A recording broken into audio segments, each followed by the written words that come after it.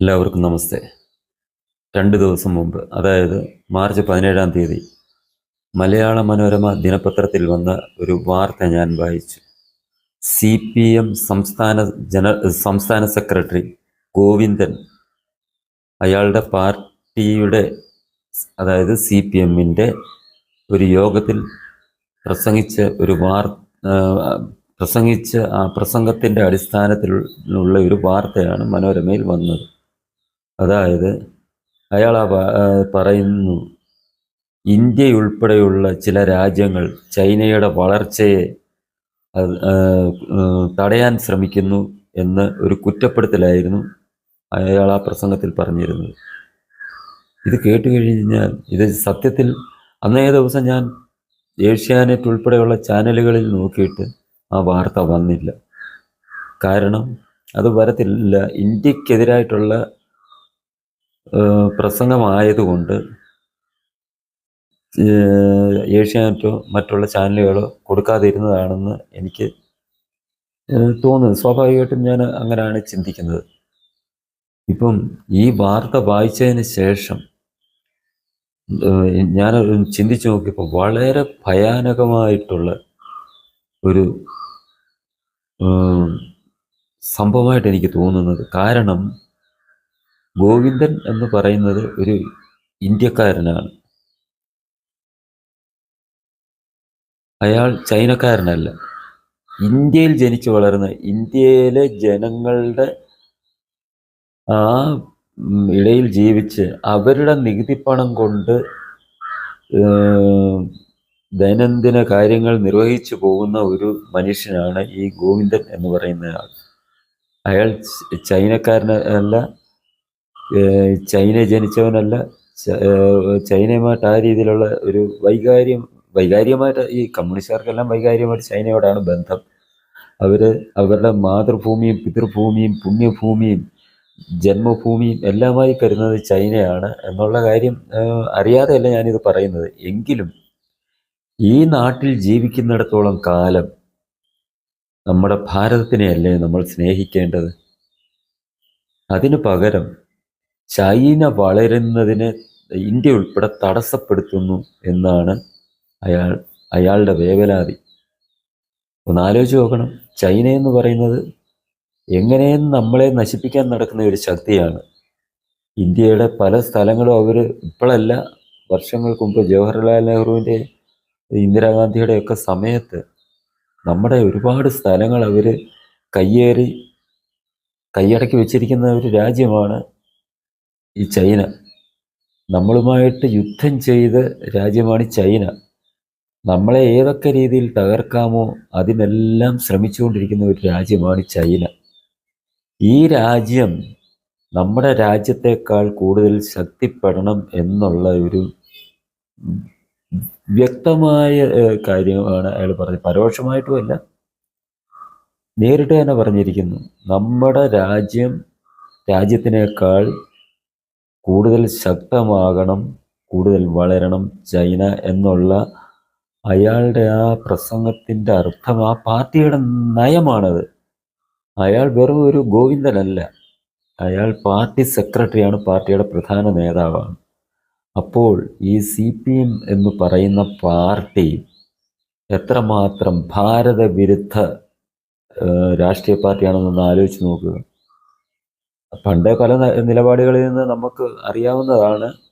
അങ്ങനെയാണ് ആ പാർട്ടിയുടെ പ്രവർത്തനം എന്നുള്ള കാര്യം. ഇന്ത്യയും ചൈനയുമായിട്ട് യുദ്ധം ഉണ്ടായ സമയത്ത് അച്യുതാനന്ദൻ രക്തം കൊടുക്കാൻ ഇന്ത്യൻ പട്ടാളക്കാർക്ക് രക്തം കൊടുക്കാൻ തയ്യാറായപ്പോൾ അതിനെതിരെ നടപടിയെടുത്ത പാർട്ടിയാണ് CPM എന്നുള്ള കാര്യം നമുക്കറിയാം. പക്ഷേ ഇപ്പോൾ നമ്മൾ പലരും വിചാരിച്ചത് അതിൽ നിന്നൊക്കെ ഒരുപാട് മാറിയിട്ടുണ്ട്. CPM കുറേയേറെ ഭാരതത്തിനെ സ്നേഹിക്കുന്ന അവസ്ഥയിലേക്ക് CPM എത്തിയിട്ടുണ്ട്, CPM അണികൾ എത്തിയിട്ടുണ്ട് എന്നൊക്കെ നമ്മൾ വിചാരിച്ചു പോയി, കരുതി. പക്ഷേ ഇതെല്ലാം വെറുതെ ആയിരുന്നു എന്നുള്ളത് ഇങ്ങേരുടെ ആ ഒരൊറ്റ പ്രസംഗത്തിൽ നിന്ന് നമ്മൾ മനസ്സിലാക്കണം. കാരണം നമ്മളെക്കാൾ വളരണം ചൈന എന്നുള്ള ആ മനസ്സിൻ്റെ ആ ഒരു ദുഷിച്ച ആ ഒരു മോഹം ഇന്ത്യയിൽ ജീവിച്ചുകൊണ്ട്, പക്ഷെ പുള്ളി ചൈനയിൽ പോയി താമസിച്ചിട്ട് അങ്ങനെ ചിന്തിച്ചാൽ നമുക്ക് കുറ്റം പറയാൻ. ഇന്ത്യ രാജ്യം വിട്ടിട്ട് ചൈനയിൽ പോയി അദ്ദേഹം ജീവിക്കുകയാണെന്നിരിക്കട്ടെ, എന്നിട്ട് അയാൾ ഇങ്ങനെ ഒരു പ്രസ്താവന പുറപ്പെടുവിച്ചാൽ നമുക്ക് പറയാം അയാൾ ഇന്ത്യക്കാരനല്ല, ചൈനക്കാരന്, അതുകൊണ്ട് അയാൾ അയാളുടെ രാജ്യത്തോടുള്ള സ്നേഹം കാണിക്കുന്നു. പക്ഷേ നമ്മുടെ ഈ നാട്ടിൽ ജീവിച്ച് നമ്മുടെ ഈ ഭാരതത്തിൻ്റെ ഒരു സംസ്ഥാനമായ കേരളത്തിന് മന്ത്രി പദവി അലങ്കരിച്ച ഒരു മനുഷ്യൻ, അപ്പോൾ ഇങ്ങനെ പറഞ്ഞാൽ നമ്മൾ എന്താണ് ചിന്തിക്കേണ്ടത്? ഇവരൊക്കെ അധികാരമേൽക്കുമ്പോൾ CPM-കാർ ഈ കേരളത്തിൽ തിരഞ്ഞെടുക്കപ്പെട്ട് ഭരണത്തിലേക്ക് തിരഞ്ഞെടുക്കപ്പെടുമ്പോൾ ഇവർ സത്യപ്രതിജ്ഞ ചെയ്യുന്നുണ്ട്. അന്നേരം ഇവർ നമ്മുടെ ഭരണഘടനയെ മാനിച്ചു കൊള്ളാം എന്നൊക്കെ പറഞ്ഞ് ആണ് സത്യപ്രതിജ്ഞ. നമ്മുടെ ഇതിൻ്റെ വിധേയമായിട്ട് നമ്മൾ ഭരണം നടത്തുമെന്നൊക്കെയാണ് ഇവർ പ്രതിജ്ഞ എടുക്കുന്നത്. അപ്പോൾ അതൊക്കെ എന്തുമാത്രം ഇവരുടെ മനസ്സിൽ ഇവർക്ക് ഉൾക്കൊള്ളാൻ കഴിയാത്ത രീതിയിലാണ് ഈ നമ്മുടെ ഈ സത്യപ്രതിജ്ഞാ വാചകങ്ങൾ എഴുതി വച്ചിരിക്കുന്നത് എന്നുള്ളത് ഒന്ന് ചിന്തിച്ച് നോക്കുക. എന്നിട്ടും അവർ ആ അധികാരത്തിൻ്റെ ആ ഒരു ഇതിൽ കൂടി നമ്മുടെ നാടിനെ തകർക്കാനുള്ള ശ്രമങ്ങൾക്ക് ശക്തി പകരുന്നതിന് വേണ്ടി അധികാരത്തിൽ വരാൻ അവർ ശ്രമിക്കുന്നു. അതിന് ഈ പ്രതിജ്ഞ ചൊല്ലേണ്ടത് കൊണ്ട് മനസ്സില്ലാ മനസ്സോടെയാണ് ഇവർ ഈ പ്രതിജ്ഞ ചൊല്ലുന്നത്, സത്യപ്രതിജ്ഞ എടുക്കുന്നത്. ഈ നമ്മുടെ നാടിനത് ഗുണകരമാകുമോ? നമ്മുടെ നാടിന് എത്രമാത്രം ദോഷമാണത് ഒന്ന് ആലോചിച്ച് നോക്കുക. മറ്റ് രാഷ്ട്രീയ പാർട്ടികൾക്കില്ലാത്ത രീതിയിൽ ഇവർക്ക് ബാലസംഘമുണ്ട്, മറ്റു രാഷ്ട്രീയ പാർട്ടികൾക്ക് യുവജന വിഭാഗങ്ങളൊക്കെ ഉണ്ട്, വിദ്യാർത്ഥി വിഭാഗമുണ്ട്. ഇവർ അതിലും ഒരു പടിയുടെ മുന്നോട്ട് വെച്ചിട്ട് അവർ ബാലസംഘം എന്ന് പറഞ്ഞൊരു കുട്ടികളുടെ ഒരു സംഘടന ഉണ്ടാക്കിയിട്ടുണ്ട്. അപ്പം ആ പ്രായം മുതൽ ഈ കുട്ടികളുടെ മനസ്സിൽ ഭാരതവിരുദ്ധ വികാരമാണ് ഇവർ വളർത്തിക്കൊണ്ടുവരുന്നത്. ഭാരതവിരുദ്ധ വികാരം, ചൈന അനുകൂല വികാരം, ഇതാണ് അവർ വളർത്തിക്കൊണ്ടുവരുന്നത്. ഇതുകൊണ്ടാണ് ഈ വളർന്നു വരുന്ന CPM സഖാക്കളെല്ലാം ഭാരത വിരുദ്ധരായി മാറിക്കൊണ്ടിരിക്കുന്നത്, ഭാരതത്തിനെതിരെ പ്രവർത്തിച്ചു കൊണ്ടിരിക്കുന്നത്, ഭാരതത്തിനെതിരെ സംസാരിച്ചു കൊണ്ടിരിക്കുന്നത്. ഇവർ ഈ കുട്ടികളെ പഠിപ്പിക്കുന്ന നമ്മുടെ ദേശീയ നേതാക്കന്മാരെ കുറിച്ച് ഒന്നും പഠിപ്പിക്കുന്നില്ല. പോട്ടെ, നമ്മുടെ ഈ രാജ്യത്തെ ഭൂരിപക്ഷ ജനവിഭാഗത്തിൻ്റെ അവരുടെ ആത്മീയ നേതാക്കളെക്കുറിച്ചോ അല്ലെ ആത്മീയ ആചാര്യന്മാരെ കുറിച്ചോ ഇവർ പഠിപ്പിക്കണ്ട.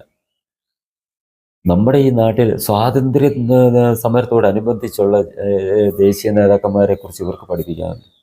ഇവരതൊന്നും പഠിപ്പിക്കത്തില്ല. ഛത്രപതി ശിവജിയെക്കുറിച്ച് പഠിപ്പിക്കണമെന്ന് പറയുന്നില്ല, ഝാൻസി റാണിയെക്കുറിച്ച് പഠിപ്പിക്കണമെന്ന് പറയുന്നില്ല. പക്ഷേ ഇവർക്ക്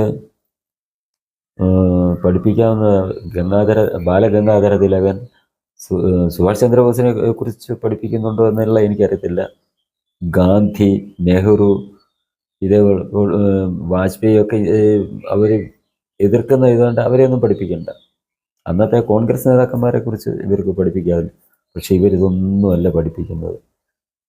അവർ പഠിപ്പിക്കുന്നത് marks, Engels, Che Guevara, Mao Zedong, ഇങ്ങനെയുള്ള ഇന്ത്യയുമായിട്ട് ഒരു ബന്ധവും ഇല്ലാത്ത ചില വ്യക്തികളെ കുറിച്ചാണ് അവർ പഠിപ്പിക്കുന്നത്.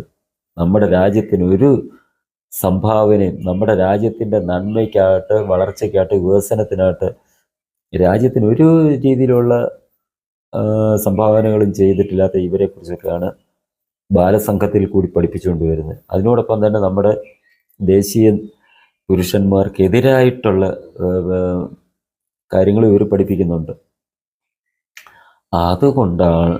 അതുകൊണ്ടാണ് ഇതിൽ കൂടി വളർന്നു വരുന്ന കുട്ടികൾ, നമ്മൾ നേരത്തെ കണ്ടൊരു ചിന്താ ജെറോം എന്ന് പറയുന്ന സ്ത്രീയാണെന്ന് തോന്നുന്നു, ഒരു പുസ്തകം എഴുതി, ചങ്കാണ് ചൈന, ചങ്കാണ് ഭാരതം എന്നല്ല ആ പുസ്തകത്തിൻ്റെ പേര്, ചങ്കാണ് ചൈന. അത് പബ്ലിഷ് ചെയ്തത്, പ്രകാശനം ചെയ്തത് ഇന്ത്യയിലെ ഭരണഘടനയെ പാലിച്ചുകൊണ്ട് അത് അടിസ്ഥാനമാക്കി ഓരോ പൗരനും നന്മ ചെയ്യുന്ന രീതിയിൽ ഭരണം നടത്തിക്കൊള്ളാം എന്ന് സത്യപ്രതിജ്ഞ എടുത്ത് മുഖ്യമന്ത്രി പദം ഏറ്റെടുത്ത പിണറായി വിജയൻ എന്ന മുഖ്യമന്ത്രിയാണെന്നാണ് എനിക്ക് തോന്നുന്നത് ആ പുസ്തകം പ്രകാശനം ചെയ്ത്. അപ്പോൾ ഒന്ന് ആലോചിച്ച് നോക്കുക, ഇവരൊക്കെ ഏത് രീതിയിലായിരിക്കും നമ്മുടെ ഭാരതത്തോട് പ്രവർത്തിക്കുക? നാളെ ഒരു യുദ്ധം, ചൈനയുമായിട്ടൊരു യുദ്ധം ആരംഭിച്ചെന്നിരിക്കട്ടെ, ചൈന നമ്മളെ ആക്രമിച്ചെന്നിരിക്കട്ടെ, നമ്മൾ എന്തായാലും നമുക്ക് നമ്മുടെ രാജ്യത്തിനെതിരെ നമുക്ക് നിൽക്കാൻ കഴിയില്ല. കാരണം നമ്മളെല്ലാം ഉപ്പ് കഴിക്കുന്നവരാണ്, ഈ നാടിൻ്റെ ഉപ്പ് കഴിക്കുന്നവരാണ്. അതുകൊണ്ട് നമുക്ക് ആ നന്ദി എപ്പോഴും കാണും. പക്ഷെ ഇവരെന്തുമായിരിക്കും ചെയ്യുന്നത്? ഇവരുടെ ഈ കൊച്ചു കുഞ്ഞു ബാലസംഘം ഉൾപ്പെടെയുള്ള സംഘടനകളിൽ പെട്ടവരെ ഇന്ത്യക്കെതിരായിട്ട് പോരാടാൻ വിടത്തില്ല എന്ന് നമുക്ക് വിശ്വസിക്കാൻ കഴിയുമോ? ഇല്ല. അവരെ ഉൾപ്പെടെ അകത്ത് നിന്നുകൊണ്ട് നമ്മുടെ പട്ടാളക്കാരെ ഏതൊക്കെ രീതിയിൽ ഇല്ലാതാക്കാൻ കഴിയുമോ ആ പ്രവർത്തനമായിരിക്കും ബാലസംഘം തൊട്ട് DYFI, SFI തുടങ്ങിയ സംഘടനകളിൽ കൂടി ഇവർ ചെയ്യാൻ ശ്രമിക്കുക എന്ന് തന്നെ നമ്മൾക്ക് വിശ്വസിച്ചുകൊണ്ട് വേണം നമ്മൾ ഓരോരുത്തരും ഈ നാടിനെ സ്നേഹിക്കുന്ന, ഭാരതമാണ് എൻ്റെ ചങ്ക്, ഇന്ത്യയാണ് എൻ്റെ ചങ്ക്, ഭാരതമാണ് എൻ്റെ ചങ്ക്, ഈ ഭാരതം എൻ്റെ മാതൃരാജ്യമാണ്, ഈ മാതൃരാജ്യം, ഈ ഭാരതമാകുന്ന മാതൃരാജ്യത്തിൻ്റെ ഉപ്പാണ് ഞാൻ കഴിക്കുന്നത്, ഉപ്പും ചോറുമാണ് കഴിക്കുന്നത്. അതുകൊണ്ട് എൻ്റെ കൂറ് ഈ ഭാരതത്തോടായിരിക്കണം എന്ന് ചിന്തിക്കുന്ന നമ്മൾ ഇത് ഓരോ നിമിഷവും ഓരോ അണുവിലും നമ്മൾ ചിന്തിച്ചുകൊണ്ട് വേണം മുന്നോട്ട് പോകാൻ. കാരണം നമുക്ക് മുന്നോട്ട് പോകണമല്ലോ, നമ്മുടെ രാജ്യത്തിന് മുന്നോട്ട് പോകണം, നമുക്ക് നിലനിൽക്കണമല്ലോ. അപ്പോൾ ശക്തിപ്പെടേണ്ടത് നമ്മുടെ രാജ്യമാണ്, ചൈനയല്ല എന്നുള്ള ചിന്ത നമ്മുടെ ഓരോ അണുവിലും ഉണ്ടായിരിക്കണം, എല്ലായ്പ്പോഴും സദാസമയവും ഉണ്ടായിരിക്കണം. അതിനെ തടയാൻ ഇവർ ശ്രമിക്കും എന്നുള്ള കാര്യവും നമ്മൾ ചിന്തിക്കണം. അതായത് ഇവരെന്ന് ഞാൻ ഉദ്ദേശിച്ചത് ഈ കമ്മ്യൂണിസ്റ്റ് CPM പാർട്ടിയും അതിൻ്റെ അണികളും അതിൻ്റെ നേതൃത്വവും ഇതിനെ നിരുത്സാഹപ്പെടുത്താനും ഇല്ലാതാക്കാനും ദേശീയ ബോധം നമ്മുടെ ജനങ്ങളിൽ, ഈ ഭാരതവാസികളിൽ നിന്നും, ഭാരതത്തെ സ്നേഹിക്കുന്നവരിൽ നിന്നും അതില്ലാതാക്കാൻ ശ്രമിക്കും എന്നുള്ള ബോധം എപ്പോഴും നമ്മിലുണ്ടാകണം. അതിന് തന്നെ നമ്മൾ നമ്മുടെ കുട്ടികളിലും നമ്മൾക്ക് സ്വാധീനമുള്ള, അതായത് നമ്മുടെ മക്കൾ അല്ലാതെ നമ്മുടെ സഹോദരങ്ങളുടെ മക്കൾ അല്ലെ നമ്മുടെ കുടുംബത്തിലെ കുട്ടികൾ, ഇങ്ങനെയുള്ള ആൾക്കാർ ഈ ബാലസംഘം പോലുള്ള സംഘടനകളുമായിട്ട് ബന്ധപ്പെട്ട് പ്രവർത്തിക്കാതിരിക്കുന്നതിന് വേണ്ടി നമ്മൾ നമ്മുടെ ശ്രദ്ധ കൊടുക്കേണ്ടത് വളരെ അനിവാര്യമാണ്. ഇത്തരം സംഘടനകളുമായി നമ്മുടെ കുട്ടികൾ ഏതെങ്കിലും രീതിയിൽ ബന്ധപ്പെടുന്നുണ്ടോ എന്ന് നമ്മൾ ശ്രദ്ധിക്കണം. നമ്മുടെ കുട്ടികളുടെ ഓരോ ചലനങ്ങളും നമ്മൾ ശ്രദ്ധിക്കണം. ഇതേപോലുള്ള അവരുടെയൊക്കെ കൂട്ടുകാരൊക്കെ കാണാം, ഇത്തരം നമ്മുടെ ഇത്തരം ചില സംഘടനകളിൽ പ്രവർത്തിക്കുന്നവർ, അവരുടെ സ്വാധീനം നമ്മളുടെ കുഞ്ഞുങ്ങളിൽ ഉണ്ടാകുന്നുണ്ടോ എന്നുള്ളത് നമ്മൾ ഓരോ സമയത്തും അവൻ്റെ ഓരോ ചലനങ്ങളിൽ നിന്നും, അവൻ എവിടെ പോകുന്നതിൽ നിന്നും, എവിടെയൊക്കെ പോകുന്നു എന്നൊക്കെ തിരക്കി നമ്മൾ അത് സസൂക്ഷ്മം നിരീക്ഷിച്ച്, അഥവാ അങ്ങനെ സംഭവിക്കുന്നുണ്ട് എങ്കിൽ അതിനെ മുളയിലെ നുള്ളിക്കളയാൻ നമ്മൾ ശ്രമിക്കണം. പിന്നെ നമ്മൾ അതിന് അമാന്തം കാണിച്ച തുടക്കത്തിൽ തന്നെ ഇതിനെ നമ്മൾ തടഞ്ഞില്ല എന്നുള്ളത് തന്നെ അത് വളരെ കുറെ നാൾ കഴിഞ്ഞാൽ വളരെ പ്രയാസമായിരിക്കും. നമ്മൾ എന്തെങ്കിലും ഒരു മരത്തിൻ്റെ തൈ നട്ടു, അതിൻ്റെ മുളച്ചു വരുന്ന സമയത്ത്, അതിൻ്റെ വിത്തിൽ നിന്ന് അത് മുളച്ചു വരുന്ന സമയത്ത് നമുക്ക് നിസ്സാരമായിട്ട് കൈകൊണ്ട് ഒടിച്ചു കളയാം. ഒരല്പം കൂടെ വന്നു കഴിയുമ്പോൾ അത് കൈകൊണ്ട് ഒടിക്കാൻ പറ്റത്തില്ല. ഇച്ചിരി മെനക്കെട്ട് ചിലപ്പോൾ നഖം കൊണ്ട് നുള്ളിക്കളയാൻ പറ്റിയേക്കും. കുറച്ചുകൂടെ വന്നു കഴിയുമ്പം നമുക്ക് നഖം കൊണ്ടും നുള്ളിക്കളയാൻ പറ്റിയെന്ന് വരില്ല.